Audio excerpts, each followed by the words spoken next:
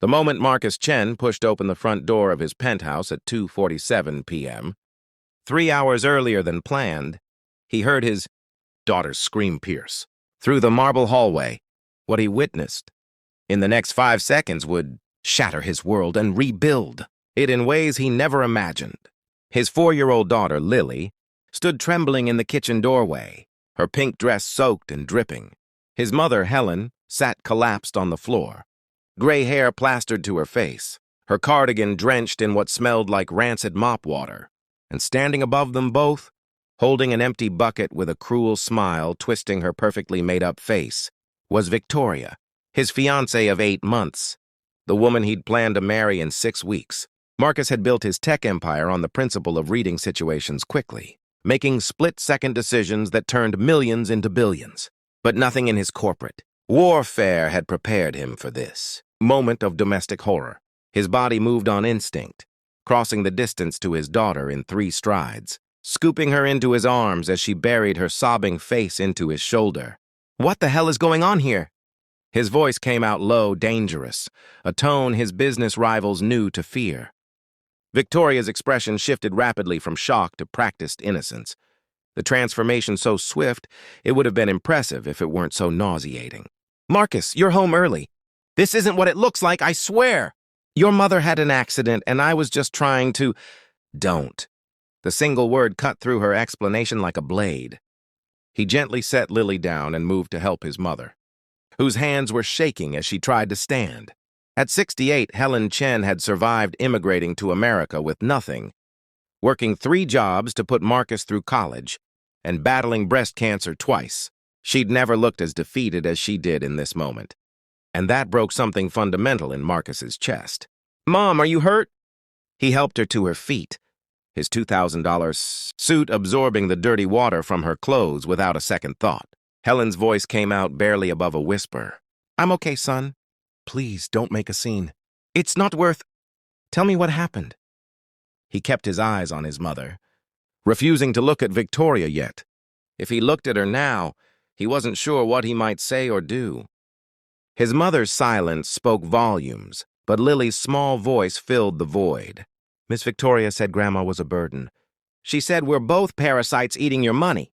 When Grandma told her to be nice, Miss Victoria threw the dirty water from cleaning. She said it's where trash belongs. The words hung in the air like toxic smoke. Marcus felt his mother tense, preparing to make excuses, to minimize, to protect, because that's what she'd always done for him. But he was done being protected. He finally turned to Victoria, and what he saw in her eyes confirmed everything. No real remorse, just calculation. She was already strategizing her next move, figuring out how to spin this, how to salvage the situation. After all, she'd invested 8 months into this relationship, attending all the right charity galas, being photographed for society pages, planning a wedding that had already been featured in 3 bridal magazines. "Get out." His voice was calm now, which somehow made it more terrifying than if he'd shouted.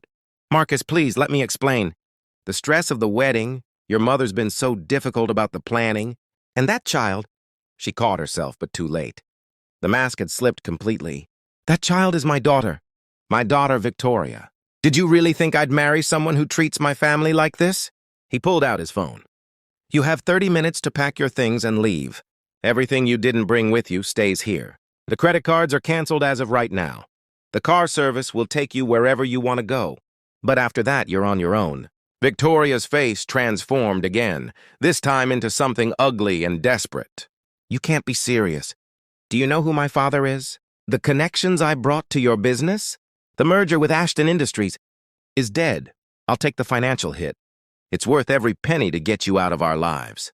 He was already typing, messages flying to his assistant, his lawyer, his head of security. "You'll regret this." Victoria's voice rose to a shriek. "I'll tell everyone you're unstable, that you're an unfit father. I'll destroy you in the press." Marcus looked up from his phone, and something in his expression made Victoria take a step back. "Try it, I dare you. I've got security footage of every room in this penthouse, including this kitchen. I'm sure the tabloids would love to see today's recording. And my lawyers are significantly better than yours." As Victoria stormed toward the bedroom to pack, Marcus turned his full attention back to his mother and daughter. He picked up Lily again, feeling her small body still trembling, and guided his mother toward the guest bathroom. "Let's get you both cleaned up and into dry clothes." In the bathroom, as he helped Lily out of her wet dress, his daughter's quiet voice asked, "Daddy, are we really parasites?" The question physically hurt. Marcus knelt down to eye level with his daughter, this perfect little human he and his late wife Sarah had created. This miracle who'd somehow survived when Sarah hadn't, 5 years ago during that complicated delivery that had stolen the love of his life but given him Lily. "No, sweetheart. You and Grandma are the most important people in my world. Miss Victoria was wrong. Very, very wrong, and that's why she can never come back here." "Good," Lily said with the straightforward certainty of childhood. "She was always mean when you weren't looking. She told Grandma that old people should live in homes, not with their successful children." Marcus closed his eyes briefly, fury and guilt warring inside him. How had he missed this? How had he been so blind? He'd been so focused on building his company, on merger deals and stock prices, on trying to give Lily a complete family again, that he'd failed to see what was happening in his own home. His mother appeared in the doorway, wearing one of the robes he kept for guests. "Marcus, honey, you didn't have to end your engagement because of us. We could have managed—" "Mom, stop!" He stood, taking both her hands in his. "You raised me by yourself. You worked yourself to exhaustion so I could have opportunities. When Sarah died and I fell apart, you put your retirement on hold to help me raise Lily. You've never been a burden. You've been my backbone, and I should have protected you better." Helen's eyes filled with tears, and for the first time since he'd arrived home, she let herself cry. "I didn't want to tell you. You seemed so happy with Victoria. I thought maybe I was being too sensitive, too old-fashioned. Young people today are different, I thought. Maybe I should just stay out of the way more." The idea that his mother, this woman who'd sacrificed everything for him, had been making herself smaller, quieter, less present in her own grandson's life to accommodate. Someone as toxic as Victoria made Marcus feel physically ill. "From now on, things change," he said firmly. "I'm delegating more at work. We're spending more time together as a family. And Mom, I want you to know something. This is your home. Not as my guest, but as the co-owner. I'm having my lawyer draw up the papers tomorrow." "Marcus, no, I couldn't possibly—" "I insist. You've earned it 1,000 times over. And Lily deserves to grow up seeing how we treat the people who love us, not how people like Victoria treat anyone they think is beneath them." Lily wrapped her small arms around both of them. "Are we going to be okay, Daddy?" Marcus pulled them both close. This small but mighty family unit that had survived loss and pain and now this betrayal. "We're going to be better than okay, sweetheart. We're going to be real."